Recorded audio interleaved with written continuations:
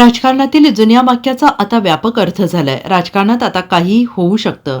ठाकरे आणि खरगे यांच्या भेटीवर मंत्री चंद्रकांत पाटलांचं वक्तव्य. महापालिका निवडणुकीत अजित पवारांचे राष्ट्रवादीने महायुती म्हणूनच लढावं, त्यांनी नवीन कोणती गणितं करू नयेत. मंत्री चंद्रकांत पाटील.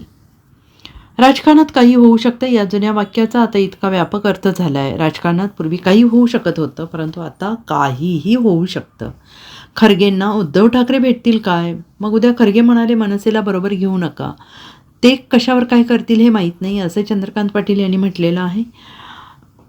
राष्ट्रवादी अजित पवारांच्या राष्ट्रवादीने या महापालिका निवडणुकीत महायुती म्हणून लढावं, नवीन कोणती गणितं करू नयेत, असं बोलणं सुरू आहे. नगरपालिकामध्ये 284 एवढ्या ठिकाणी नगराध्यक्ष ठरवणं, या सर्व प्रकारात हा गोंधळ झाला आहे. आता महापालिका फक्त 30 आहेत, त्यातील फक्त 28 महानगरपालिकांची निवडणूक होईल. त्यामुळे ही संख्या आता कमी आहे. खालच्या कार्यकर्त्यांना पुरेसं स्वातंत्र्य द्यायला हवं, म्हणून तो प्रॉब्लेम झाला. नगरपालिकांच्या निवडणुकींच्या तुलनेत महानगरपालिकेच्या निवडणुकीत ती आता संख्या कमी होईल.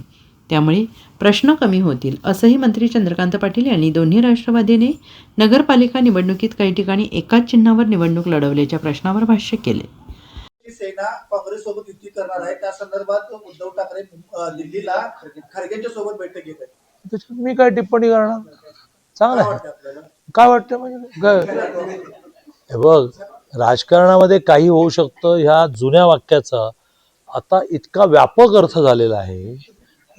पूर्वी फक्त काही होऊ शकतं, काही होऊ शकतं अशी स्थिती आलेली असताना खारगेंना उद्धव ठाकरे भेटतील काय? मग उद्या खारगे जर म्हणाले की मनसेला बरोबर घेऊ नका, तर ते म्हणजे कशावर ते काय करतील मला काय माहिती. म्हणजे इतका अनपेक्षित प्रश्न आहे. माझा विषयच नाही की त्याने कोणाला भेटावं काय. मला bureau report, SVN Marathi, Sangli.